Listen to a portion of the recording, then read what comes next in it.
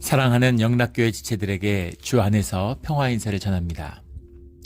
오늘은 2022년 4월 12일입니다. 오늘의 묵상 본문은 여호수아 5장 13절로 6장 7절까지의 말씀입니다.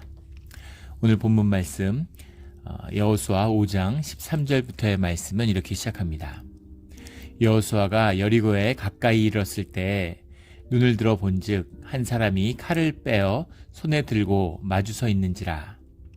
여호수아가 나아가서 그에게 묻되 너는 우리를 위하느냐 우리의 적들을 위하느냐 하니, 여호수아가 여리고에 가까이 이르렀을 때 여리고 성을 이제 처음 공략하기 위해서 또 이미 이스라엘 군대의 지휘관으로서 아말렉과의 전투서부터 계속 군대 전쟁의 전문가죠. 우리 그 여호수아는 여리고를 공략하기 위해서 얼마나 많은 생각들이 있었겠어요.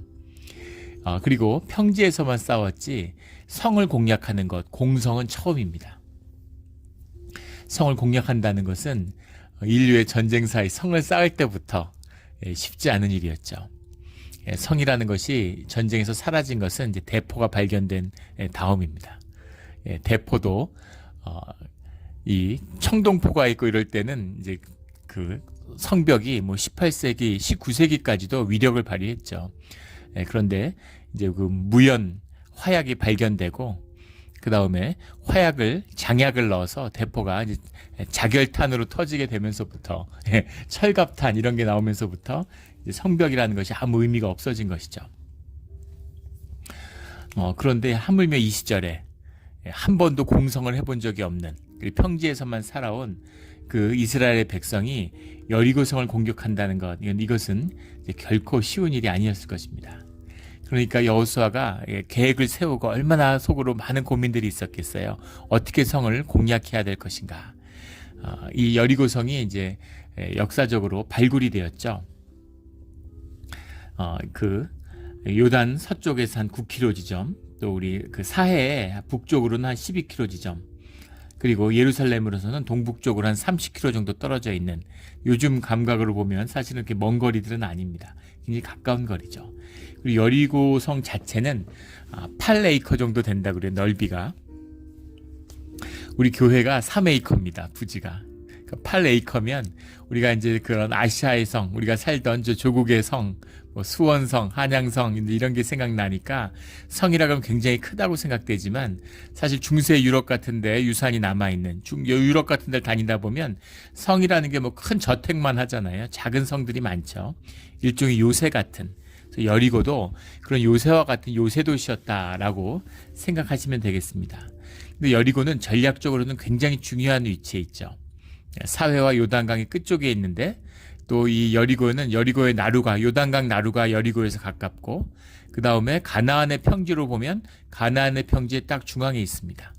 요단 대평원으로 넘어가는 또 요단강의 길목에 있고, 여리고는 전략적으로는, 군사 전략적으로는 굉장히 중요한 위치에 있기 때문에 여리고에서부터 정보를 시작하는 거죠.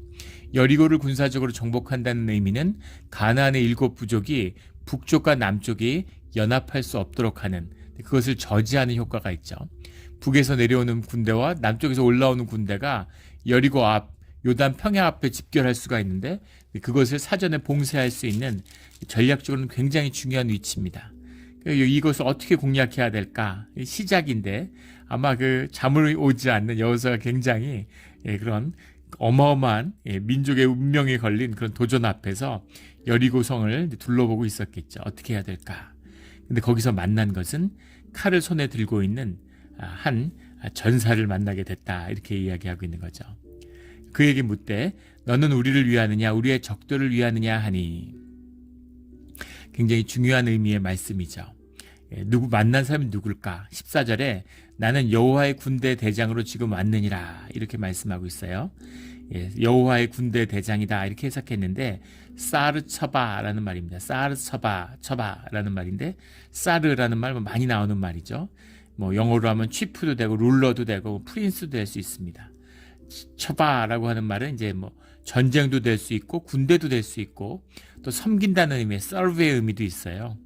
그래서 내가 군대의 장이다, 전쟁의 왕이다, 이렇게 해석할 수도 있고 섬김의 왕이다, 이렇게 해석할 수도 있습니다. 그런데 칼을 들고 있으니까 뭐 군대의 왕이다, 이렇게 군대의 대장이다, 이렇게 스스로를 말씀하고 있는 거죠. 이분이 누굴까? 이분이 누구겠어요? 이분은 여호수아가 만난 그리스도 하나님이신 거죠. 하나님은 영이시고 우리의 감각의 차원을 뛰어넘는, 지각의 차원을 뛰어넘는 무차원에 계신 분이죠. 그러면 우리가 어떻게 주님을 만날 수가 있겠습니까? 우리 물리학자들, 양자 물리학자들이 13차원의 세계까지를 수학적으로 증명하죠. 현 우리 사는 4차원의 세계가 존재하기 위한 그런 차원이 있다는 겁니다. 뭐 실제 우리가 우리의 지각으로 알 수 없는 더 큰 무한히 많은 차원이 있을 수 있겠죠.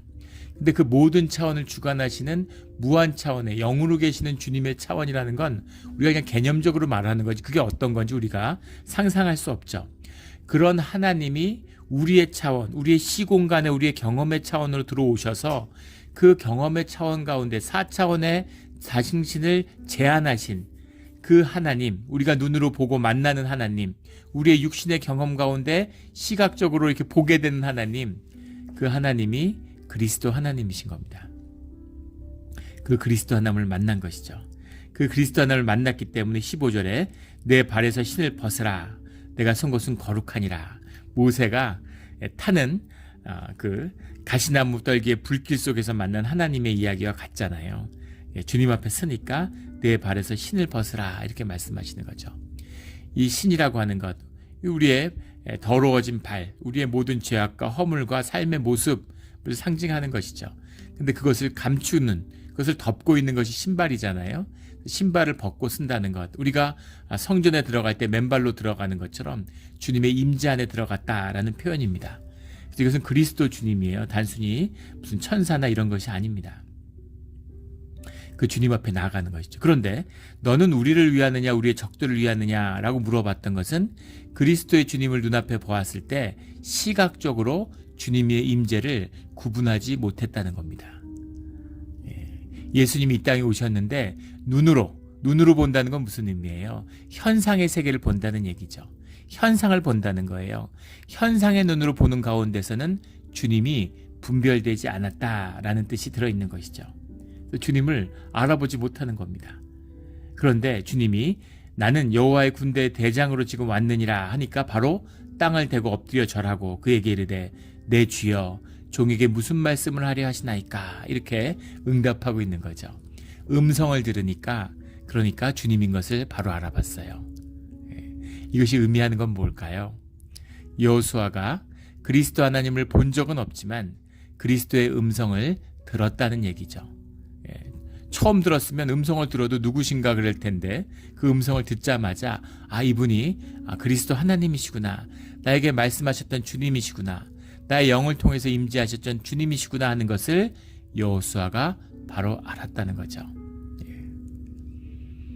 이것이 주님을 만나는 비밀입니다.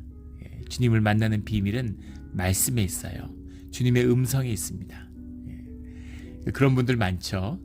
주님을 나한테 한번 보여주시면, 주님이 계시다는 걸 한번 보여주시면 내가 믿을 텐데, 주님을 믿지 않는 사람은 절대 주님을 볼 수 없습니다. 설령 본다고 하더라도 주님인지 분별할 수 없을 뿐 아니라 주님을 만났는지조차도 모르죠. 무소부지하신 주님의 임재 자체를 알지 못하는 겁니다. 이게 현상의 사람들이에요. 현상의 사람들은 이 현상적인 이 차원 안에 갇혀 있기 때문에 무한 차원의 주님, 실제의 현상, 실제의 본질을 모르는 것입니다. 눈에 보이는 걸 쫓아가죠. 현상의 질서에서 가장 추상화된 게 뭐예요? 현상의 질서를 가장 추상적으로 집약시켜 놓은 게 뭡니까? 돈이에요. 사람들의 믿음, 사람들의 신뢰, 사람들의 언약, 세상을 향한, 세상에 묶인 가장 높은 수준의 인간 추상이 돈입니다. 그러니까 결국은 인생의 삶의 중심이 돈으로 귀결될 수밖에 없어요. 돈밖에 안 남는 것입니다. 이게 눈을 가진 현상의 사람들, 눈에 좋고 먹음직스러워 보이는, 눈에 보이는 것을 쫓는 사람들의 삶의 자리다라는 것을 보게 되는 거죠. 주님의 음성을 듣는 자는 주님의 음성이 임하니까 바로 아는 겁니다.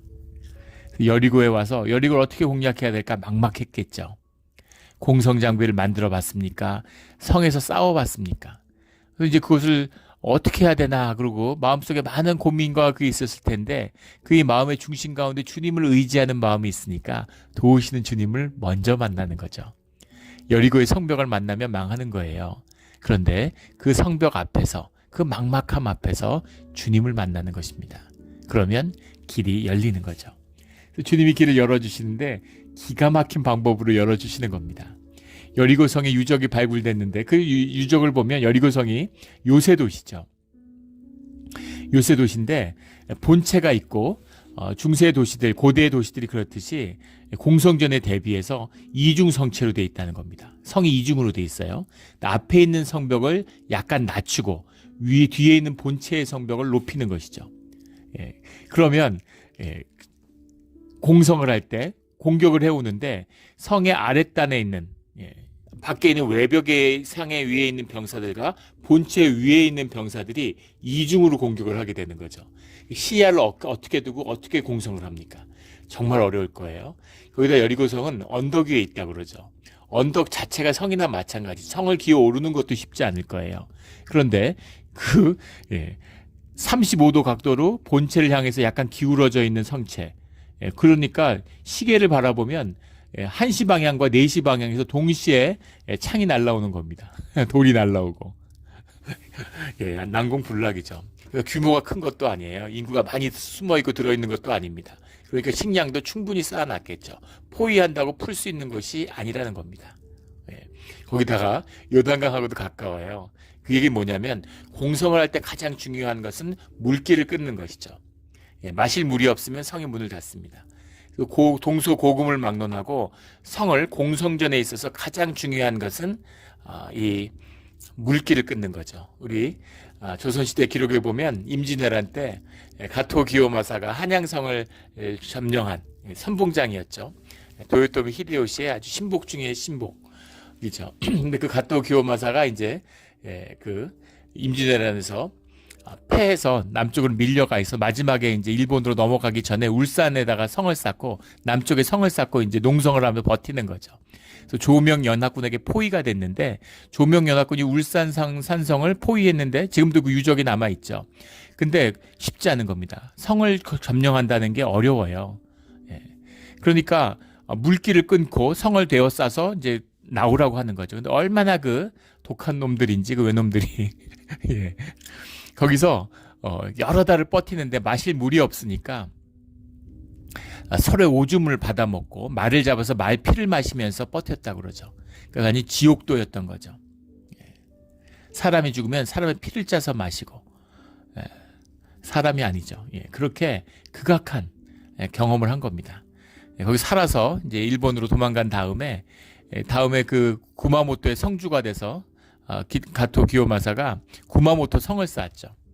일본의 중세에 남아있는 성 중에서 가장 훌륭한 성 중에 하나가 원래도 그 성을 잘 쌓는 그런 이제 사람, 그런 그 기술자고 능력자였는데다가 임진왜란을 경험한 다음에 그런 조선의 성과 일본의 성이란 건 다 요새 같은 거고 무사와 그 가족만, 무사들만 지키는 거지 일반 백성은 관심이 없어요.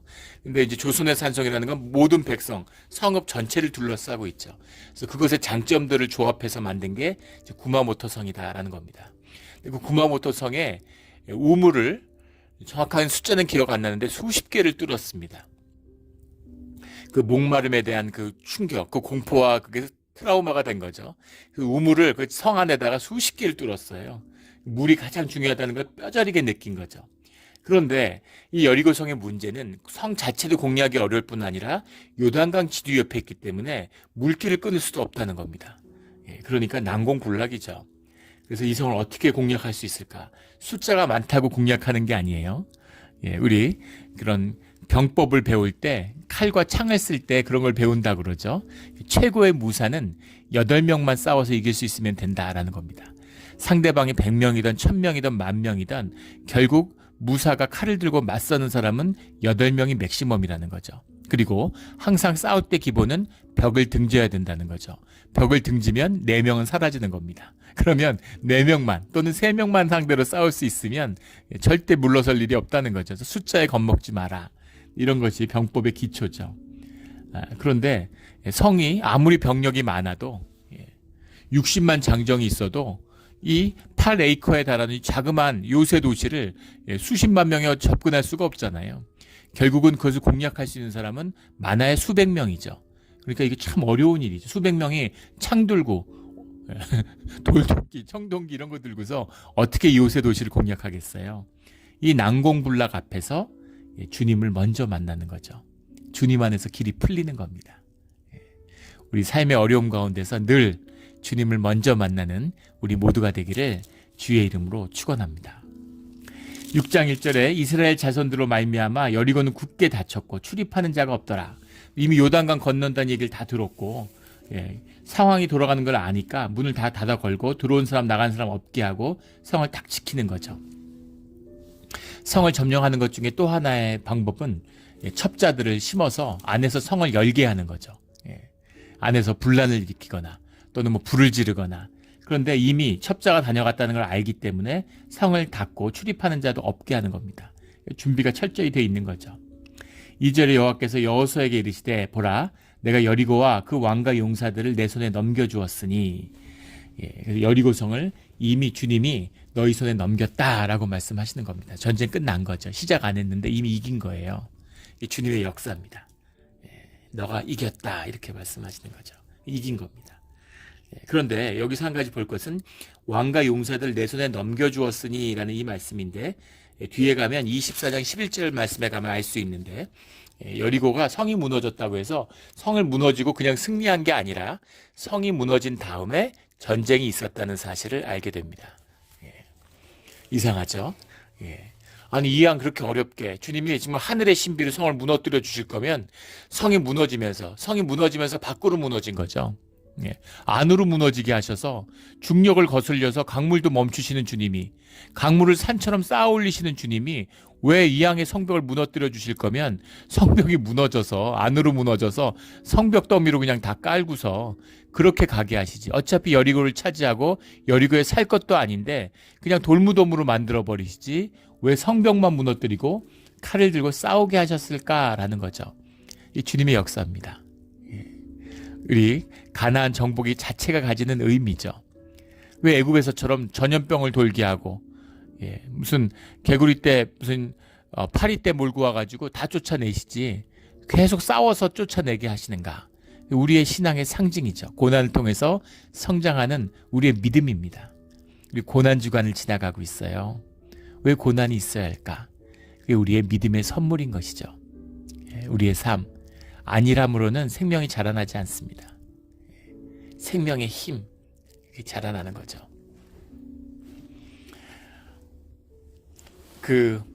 예전에 우리 한국에 있을 때 교회에 아주 유명한 학원 강사가 계셨어요. 일타 강사라고 한국에서 잘 나가는 강사분이죠. 수학 강사인데 학생들한테 어떻게 공부해야 되는지 하는 것을 가리키는 이제 특별 강사를 초청해서 중고등부 유스 아이들을 이제 앉혀놓고 그분이 공부하는 특강을 했습니다. 근데 그 집사님이 강의를 하는데 야 어떻게 신앙하고 똑같구나 공부도 이제 그런 걸 느꼈어요. 진짜 그런 강의를 들었으면 좋았을 텐데 어렸을 때 그분이 뭐라고 얘기하시냐면 공부를 지금 학생들이 예전 당신들이 학교 다닐 때보다 100배는 많이 한다는 겁니다. 공부하는 시간이. 근데 학력 수준은 점점 떨어지고 있다는 거죠. 왜 학력 수준이 떨어지느냐? 학원에 다니기 때문이라는 겁니다. 그분이 학원 강사인데 그렇게 얘기하시는 게 진실의 순간이죠. 교회에서는 아이들한테 학원 다니면 안 된다. 가외하지 마라. 이렇게 얘기하시는 거예요. 왜냐하면 학원 와서 강사가 강의하는 걸 들으면 눈이 열리는 것 같고 머리가 번쩍 열리는 것 같다는 거죠. 그래서 학원에 5시간, 6시간째 앉아서 수업 들으면 공부를 한 것 같은데 그건 공부를 한 게 아니라는 거예요. 공부를 한 것 같은 거지. 공부하는 능력, 수학 능력이라는 건 어떻게 자라나느냐면 문제를 알고서 잘 안 풀리는 문제, 푸는 방법을 모르는데 그걸 알아내기 위해서 끙끙 낼 때 그때 실력이 는다는 겁니다. 수리력이라고 하는 건 혼자 앉아서 문제를 계속 푸는 가운데 느는 거지 학원 강의를 1타 강사의 강의를 10시간, 20시간 듣는다고 해서 하나도 늘지 않는다는 거예요. 그렇죠. 우리가 운동을 하고 아령이나 역기를 들여야 내 근육이 생기지 세계적인 피트니스 강사의 그 운동하는 모습을 유튜브로 지켜본다고 해서 우리가 근육이 생기지 않잖아요. 근데 그런 걸 보면은 가슴이 웅장해지고, 나 운동한 것 같고 막 가슴이 뛰고 막 기분이 좋은 거죠. 그런 걸 따라하다 보면. 힘들고 고통스러울 때, 그럴 때 운동이 되는 것이지 흉내 낸다고 되는 게 아니라는 거죠. 예배도 마찬가지죠. 신앙도 마찬가지입니다. 흉내 낸다고 믿음이 늘지 않아요. 교회에서 봉사 많이 한다고 믿음이 늘지 않습니다. 삶의 고난을 내 진실한 삶으로 마주할 때, 믿음으로 그 삶의 고난과 마주칠 때, 그때 우리의 믿음이 성장하는 것이죠. 이것이 믿음의 비밀입니다. 주님이 고난을 허락하시는데 한 발자국 한 발자국, 만약에 이스라엘이 하나님의 군대로 더 성장했으면 그러면 공성도 하고 무엇도 하게 도강도 시키고 수상 전투도 하고 다 할 수 있겠죠. 근데 지금은 여리디 여린 어린아이와 같기 때문에 성벽을 주님이 무너뜨려 주시는 거예요. 그리고 싸울 몫을 주시는 거죠. 이사를 하는데 부모가 무거운 짐을 다 옮겨줬어요. 근데 애들한테 너희 방에 있는 책장은 너희가 정리해라, 이렇게 얘기하는 거죠. 이왕 사랑하고 이사를 부모가 주관할 거면 점프 쫙 차려놓고서 야 너희 방 정리 다 됐으니까 이제 들어가 봐, 이렇게 서프라이즈로 하면은 좋을 것 같은데 그건 아이에게 아무 유익과 도움이 안 되는 거죠. 네 방은 네가 정리해. 미국의 좋은 전통이잖아요. 미국에 보면은 아이들이 아르바이트 많이 하죠. 집에서 잔디 깎고 무슨 설거지하고 이러면 부모가 뭐 1불씩 주고.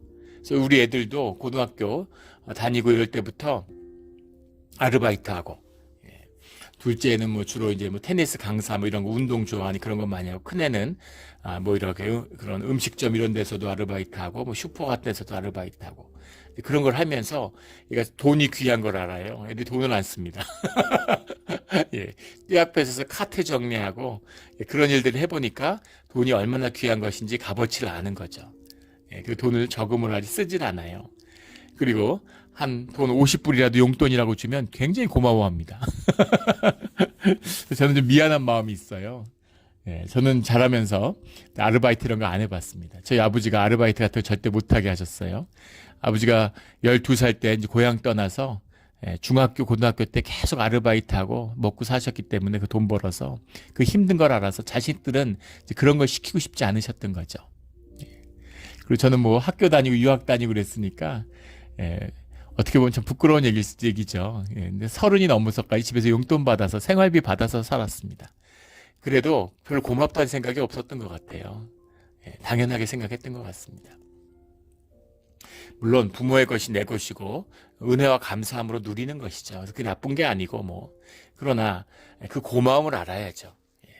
그리고 그 생활비를 받아 쓰는 동안에는 내 삶이 아닙니다. 자기 삶의 자리에 서지 못해서 삶의 능력을 경험하지 못해요. 삶의 자리에 서야 되는 거죠. 한국이 유복해지고 자녀 하나 낳고 자녀들을 귀하게 키운다고 일도 안 하고 좋은 거 막 부모의 돈 다 누리게 하고 용돈 수백만 원씩 주고 애들을 전부 건달 만드는 거죠. 아무 삶의 능력이 없어요.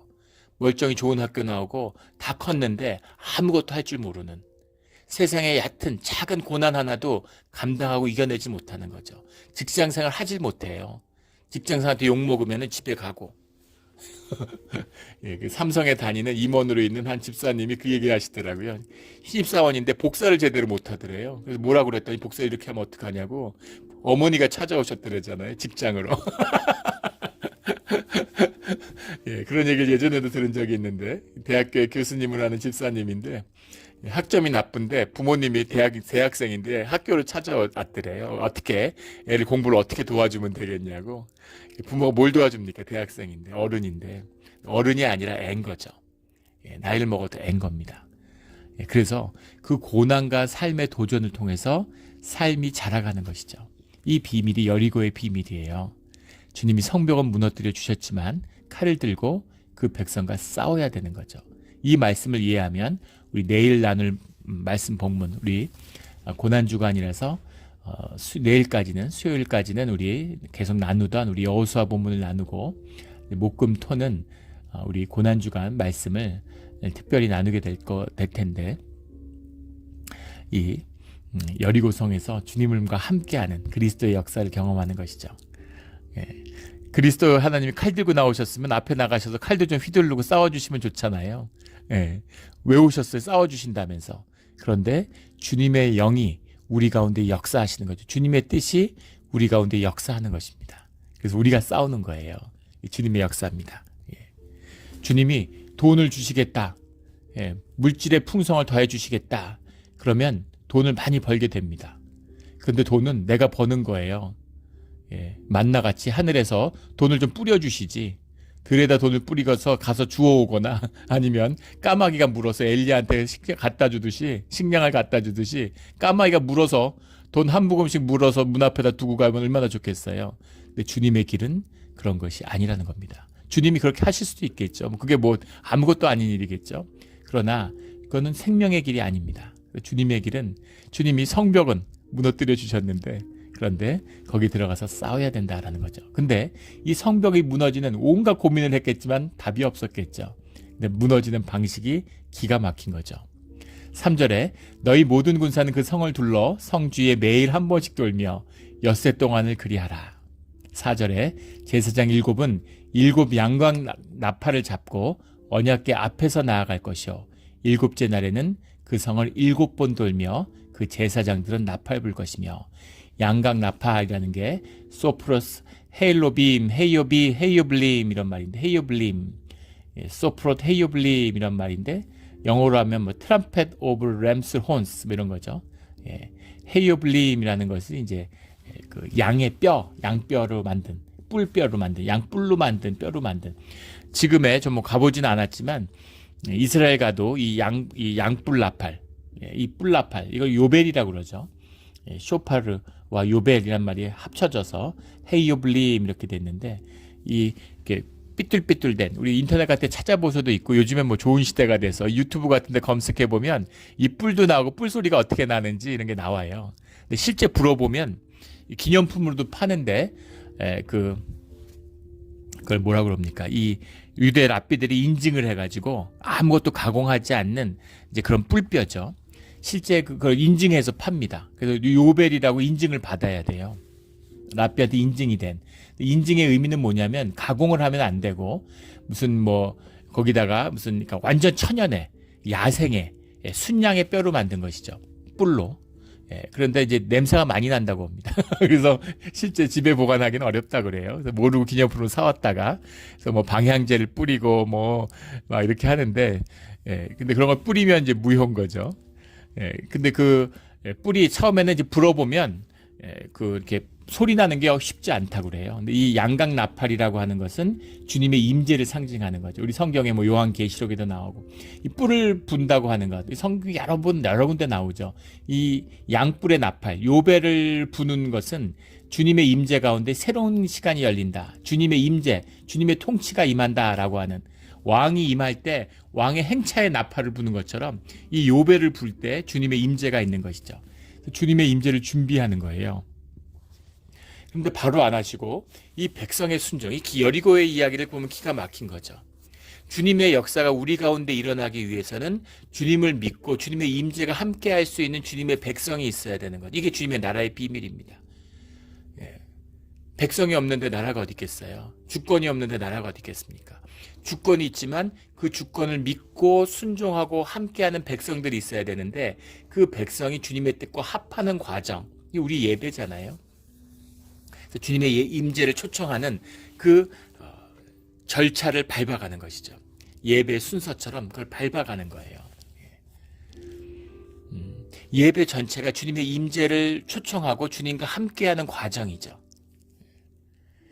그런데 하도 이제 그 말씀을 강조하다 보니까 설교가 중심이 돼가지고 나머지 것들은 전부 무슨 격가지처럼 다 쳐내서 요즘에 뭐 시크릿 월십 이래서 그냥 계속 찬양하다가 찬양 좋은 거죠. 그러니까 찬양하다가 그냥 바로 말씀 전하고 그렇게 하면 안 됩니다.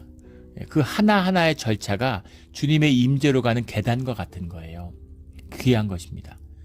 그래서 하루에 한 번씩 돌고 매일 한 번씩 엿새 동안 돌고 7째 날은 7번 돌고 그 돌면서 얼마나 답답하겠어요. 뭐 하는 건가?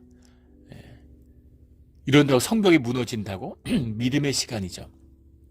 믿음으로 도는 거예요. 믿음이 없이 되지 않습니다. 물론 주님의 능력으로 하시는 일이고 주님이 하시는 일이죠. 근데 그 일이 우리 가운데 임하기 위해서는 우리의 믿음이 있어야 되는 거예요. 예배 드린다고 무슨 삶이 달라지겠어? 내 인생에 뭐가 제대로 되겠어? 이게 우리 마음이면 예배 드리나 안 드리나 아무 상관없는 것이죠. 평생 교회 다니고 새벽 기도에 앉아서도 아무 의미가 없는 것입니다. 내 진실이, 내 중심이 주님을 붙잡을 때 믿음으로 성이 무너진다는 믿음을 가지고 매일 한 번씩 도는 거죠. 일곱째 날은 7번 돌아요. 7이라고 하는 숫자는 쉬바라고 하는 것이 이제 굉장히 중요하죠. 그것도 주님의 임재를 상징하는 것이고, 이 쉬바라는 말이 6장에만 14번 나와요. 괜히 14번, 하다 보니 14번이 아니죠. 7번이 2번 된 겁니다. 그래서 쉬바의 질서 가운데 주님의 임재 가운데 들어갔다라는 뜻이 들어있는 거죠. 그것을 상징하는 것이 이 나팔을 부는 것입니다. 계속 외치지 잠잠하라. 그런데 주님의 때가 되면 외쳐라 이렇게 얘기하는 5절에 다 큰 소리로 외쳐 부를 것이라. 때가 되면 그래가지고 먼저 막 소리 지르지 말고 기다려라는 거죠. 주님의 뜻에 순종하며 한 발 한 발 나아가라는 겁니다. 우리 팬데믹에 봉쇄를 지나왔는데 우리 교회는 벌써 1년 됐어요. 우리 그 친교 나눈 지가. 그런데 2년이 지났는데 아픈 분이 아무도 없었습니다. 우리 교회 지금 나오시는 출석하는 분 중에 아픈 분들도 없고, 팬데믹 걸린 분도 중에 코로나 걸린 분도 없었어요. 이런 은혜가 어디 있습니까? 근데 여러분들이 돌아가셔서 어려움을 겪은 교회도 있고, 지금도 교회가 회복되지 못하고 애찬을 나누지 못하는 교회들이 많아요. 지금도 드라이브 스루를 하고, 지금 신기한 것은 모이지 말라고 그럴 때는 모이던 교회들이 다 어렵습니다. 모이지 말 때는 막 죽으면 죽으리라로 모여야 된다 그러고 막 정부에 맞서야 된다 그러고 그때는 막 모이겠다고 하던 분들, 그런 분들이 이제 모이라고 하니까 또 안 모여요. 염소의 역사가 있는 거죠.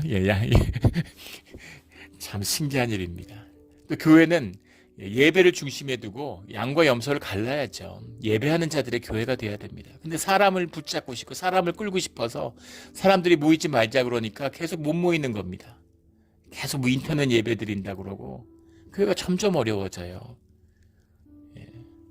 우리 노회 한 젊은 목사님이 그 어려움에 대해서 얘기를 해서 어떻게 될까? 사람들이 어떻게 반응할까? 교회가 어떻게 될까? 교인이 줄까? 이런 생각 전혀 하지 말고 기도하고 믿음으로 딱 끊어라. 인터넷 예배 같은 거 딱 끊으라고 그렇게 조언을 했습니다. 그러면 눈에는 힘들어지는 것 같아도 결국은 좋아진다고. 주님의 뜻을 구하는 것이 중요한 것이죠. 사람의 뜻에 휩쓸리면 안 되는 겁니다. 모이지 말라고 그러고 협조를 구하면 덕을 세워서 안 모이면 되잖아요. 안 모인다고 교회가 아닙니까? 그리고 모여야 될 때 때가 허락하면 열심히 모여야죠. 모이기에 힘써야죠. 그럼 되는 거예요. 그래서 주님이 하라는 대로 하면 되는 겁니다. 한 발 한 발 하루에 한 번 돌라 그러면 한 번 돌고, 한 번 좀 아쉬운데 2번 돌면 안 되나? 근데 그러지 말라는 거죠. 한 번 돌라 그러면 한 번도 6일 동안 지루한 것 같아도 왜 이걸 하나 싶어도 사람들이 다 나와서 돌잖아요. 주님이 무너뜨릴 건데 왜 사람들은 나와서 돌아야 되나? 그리고 그 앞에 칼을 들고 7절에 보면 백성들이 나가서 그 성을 돌 때 무장한 자들이 여호와께 앞에서 나아갈지니라. 주님이 지켜주시는데 지금 겁먹어가지고 성문을 닫아 걸고 나올 엄두도 못 내는데 그냥 돌지 왜 칼을 들고 앞에서 도느냐. 전쟁을 연습하는 것이죠. 이 훈련입니다. 이 과정, 이 순종의 과정이 훈련이에요. 이 훈련을 받아서 성이 무너졌을 때 싸울 수 있는 거죠. 그 싸우는 마음을 준비하는 시간이고 전쟁을 준비하는 시간이고 여리고의 성을 마주하는 시간인 거죠. 그런데 우리가 잊지 말아야 할 것은 그 모든 것의 중심에는 우리의 순종과 믿음과 주님이 함께 하시는 주님의 은혜의 역사가 있다는 겁니다. 우리 인생에 여리고성을 많이 만나게 돼요. 정말 중요한 거고 꼭 차지해야 할 것인데, 그런데 엄두가 나지 않고 어려운 일들이 있습니다. 그런 일들을 믿음으로 해야 되는 거죠. 믿음으로 차지해야 되는 거예요. 우리 교회에서 그런 이제 고백들을 많이 듣습니다. 우리 캘리포니아 이민자들, 뉴욕 같은 데도 마찬가지죠. 전체 인구의 한 절반이 이민자들이니까 그 영주권 받는데 평균 11년이 걸린다든가 그런 통계가 있더라고요. 다른 지역보다 무슨 그 중부에 있는 지역들, 이런 지역들은 뭐 몇 달도 안 걸리고 길어야 뭐 6개월 뭐 이렇게 2달 뭐 이렇게 나오는데 캘리포니아 오래 걸립니다. 그래서 그걸 기다리는데 그 기다리기가 믿음으로 기다려야 되는데 기다리기가 어려운 거죠. 마음이 급하잖아요. 능력도 있고 하고 싶은 일들도 있고 그래서 또 방법을 찾아야 되고 해결하고 싶고 그래서 그걸 해결하고 방법을 찾으려다가 일이 꼬여가지고 프로세스가 꼬여서 굉장히 이제 어려워지는 이제 그런 경우들이 있다는 겁니다. 근데 충분히 이해하죠. 충분히 이해하죠. 저도 이민자고 그리고 그런 유혹 속에 늘 있습니다. 다른 방법이 있을까? 시간이 늦춰지고 꼼짝 못하니까 이런 방법이 있지 않을까? 그런데 기도하면서 주님의 때 이것이 최선이라고 믿고 주님이 주시겠지 주님의 날에 이런 믿음으로 기다리는 것이죠. 그러면 주님이 주님의 방식으로 풀어주시는 겁니다. 주님이 풀어주시겠지 하고 누워있으라는 것이 아니죠. 칼을 들고 주님 앞에서 행진하는 거예요. 이게 우리 예배잖아요. 주님이 뛰라고 하면 뛸 수 있도록 준비하고 있는 것입니다. 먼저 뛰어나가지 말고 누워있지 말고 매일 훈련을 하는 것이죠. 이런 믿음의 삶. 그러면 눈앞에서 여리고성이 무너지고 또 우리가 칼을 들고 싸웠기에 여리고를 차지하는 그런 역사가 우리 앞에 열린다는 것이죠. 우리 고난주간을 지나고 있습니다. 부활이 우리를 기다려요. 여리고성을 지나는 것처럼 고난의 주간에 충성하고 부활의 시간에는 부활을 만나는 그런 우리의 이때 이 절기가 되기를 예수 그리스도 이름으로 축원합니다. 아멘. 함께 기도드리겠습니다. 하나님 아버지 감사합니다. 주님의 음성으로 주님을 분별할 수 있는 말씀으로 주님의 뜻을 알 수 있는 길을 열어주신 것에 감사드립니다. 또 주님이 믿음을 주셔서 주님의 뜻에 순종할 수 있게 해주신 것 감사합니다. 주님이 인도하는 기술을 헤아릴 수 없고 때로는 우리의 경험, 우리의 생각, 우리의 지혜 때문에 주님의 일이 이해 안 될 때가 있습니다. 더 빠른 길이 있는 것 같은데, 더 좋은 길이 있는 것 같은데, 더 효과적인 방법이 있는 것 같은데 근데 주님이 하는 일이 너무 답답하고 미련스러워 보일 때가 있었습니다. 하지만 그 길이 진짜 길이고 그 길이 사는 길이고 그 길이 생명의 길이고 그 길이 복된 길이라는 것을 이제는 압니다.